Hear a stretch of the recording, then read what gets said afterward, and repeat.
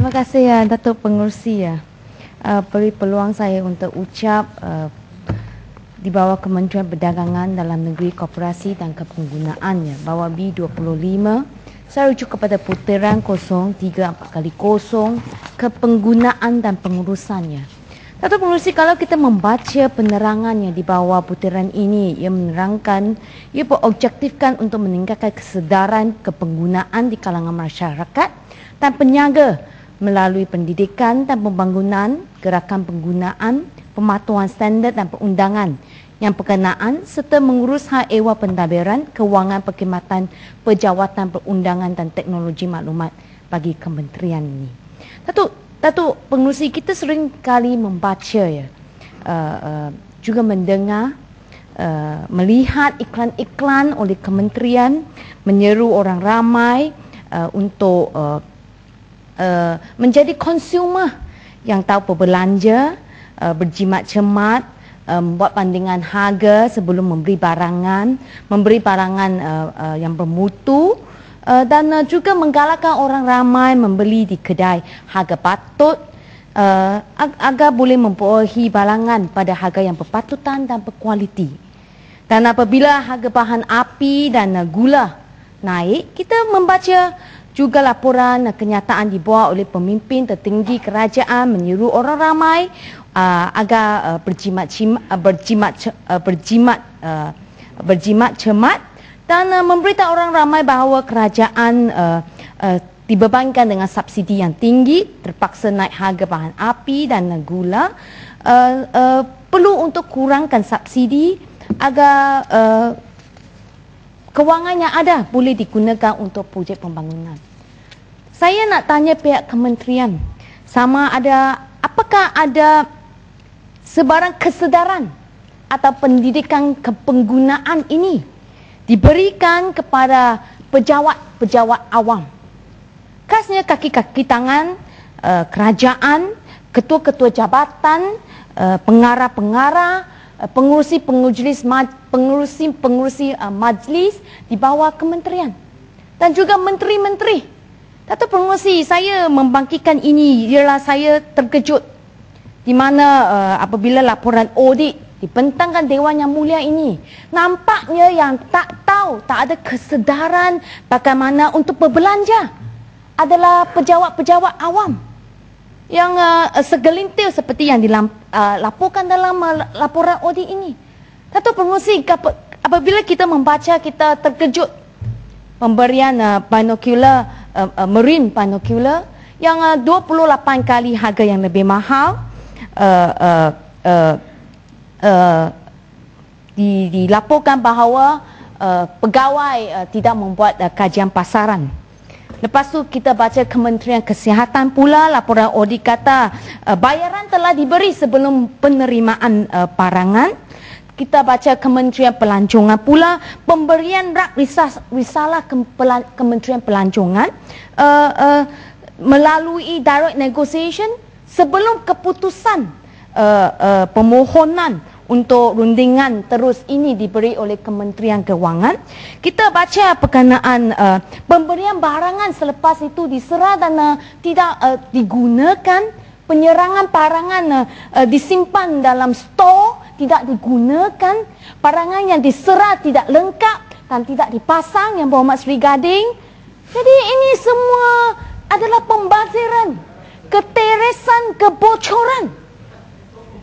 Apa dilakukan? Di sini meminta orang ramai memberi barangan, pergi kedai patut, harga patut, berjimat cermat. Tapi apabila kerajaan diberi amanah kewangan rakyat, inilah kita baca setiap tahun, Datuk Pengerusi.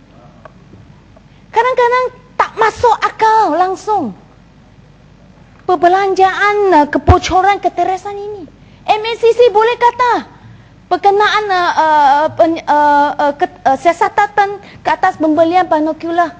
Dia kata ini hanya pegawai, tak ada pergi buat kajian pasaran. Lepas tu kita dengar suara-suara kementerian kata kita akan siasat, kita akan tubuh jawatan kuasa, kita sudah tubuh jawatan kuasa, kita akan senarai hitam Semalam baru kita dengar Timbalan Menteri Luar Bandar kata apa, Datuk Pengerusi. Dia kata, oh auditor tengok harga kilang. Dia tak tengok harga di dalam syarikat. Dia tengok harga kilang. Dia angka itu tidak termasuk kos pengangkutan. Ini semua cuba nak memperjelaskan. Tapi sudah ada peraturan perbendaharaan dilanggar oleh pejabat menteri sendiri, Menteri Pelancongan. Sekarang kita baca raportan kata satu jawatan kesiasatan akan dilanjutkan, telah diadakan untuk mengemukakan laporan. Menteri Luar Bandar semalam sudah ada kata kita minta itu syarikat kembalikan wang, ada syarikat kembalikan lebih daripada yang kita bayar. Itu satu jendaka. Tidak boleh diterima. Sesin pun tidak boleh. Ada pembaziran dan kebocoran dan keteresan. Sebab itu ramai yang suka berkawan dengan ahli-ahli politik Barisan Nasional khasnya UMNO. Boleh dapat projek-projek. Ada keteresan, kebocoran. Ini seperti Datuk Pengerusi, maaf ya, seperti skim cepat kaya. Dan kita tengok laporan Ketua Erdi ini, dia tidak menyiasat semua program, semua projek di bawah kementerian. Dia hanya memilih beberapa saja. Yang dipilih, kita nampaknya jelasnya kebocoran, keteresan. Apa kementerian boleh lakukan? Kalau kata saya minta kementerian ini untuk bagi kesedaran penggunaan bagaimana menjadi satu konsumer yang berhemah. Ini sangat aneh. Sebab mereka diberi jawatan, menduduki jawatan tersebut, mereka sepatutnya tahu yang paling asas hak-hak konsumer ini, bagaimana untuk memberi perolehan, memberi barangan. Kesalnya amat mengecewakan, tiap-tiap tahun tidak belajar langsung daripada laporan kedua audit, berulang-ulang. Apakah kita boleh pergi ke tribunal tuntutan pengguna? Saya nak tanya kementerian untuk ambil tindakan kerana perbelanjaan sedemikian, harga tidak berpatutan. Tak boleh. Kita harapkan MACC kata dia hanya tak tahu, tak ada pergi buat kajian pasaran saja. Ini menteri kata, kementerian kata kita akan ambil tindakan disiplin tiap-tiap tahun. Ini kenyataan yang sama. Jadi apa peranan boleh dibuat oleh kementerian ini? Hantar khusus pegawai pergi mengikuti khusus kewangan, bagaimana menguruskan kewangan. Saya rasa tak perlu juga.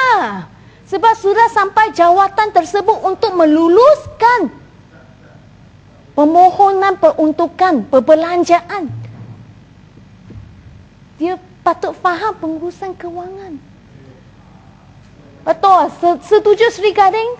Mau minta pertanyaan, penjelasan, mau sokong saya? Ini semua wang rakyat. Kerajaan tak ada wang punya Datuk Pengerusi. Yang pegang itu adalah wang raya oleh Kerajaan Barisan Nasional. Jadi, apa kementerian akan lakukan? Apa peranan boleh kementerian lakukan? Saya pohon penjelasan di bawah putaran ini. Dan saya juga ingin tahu, Datuk Pengerusi, mungkin Datuk Pengerusi tak tahu. Ada satu laporan di bawah Kementerian Sumber Asli. Laporan ketua di ini. Dia buat itu pembinaan pemasangan. Putaran berapa itu? Putaran berapa? Bawah inilah putaran 034x0 kepenggunaan. Ini bagi contoh yang tak baca Tenggara. Datuk Pengerusi, kontrak kata apa? Kontrak kata buat pintu kerjasama, buat pintu kerja. Tenggara tak baca. Sekarang saya beritahu, jangan bising. Kita ada banyak masa sebab sudah sangat cepat. Ya, Mat Langgung. Ini kementerian. Dia tadi jolok Sri Gading tak respon. Yang Muhammad jolok kena. Saya minta Sri Gading sokong sebab kadang-kadang Sri Gading juga dia punya ucapan sudah bernas juga. Jadi Datuk Pengerusi, saya balik tadi ada pemberian bot pemasangan.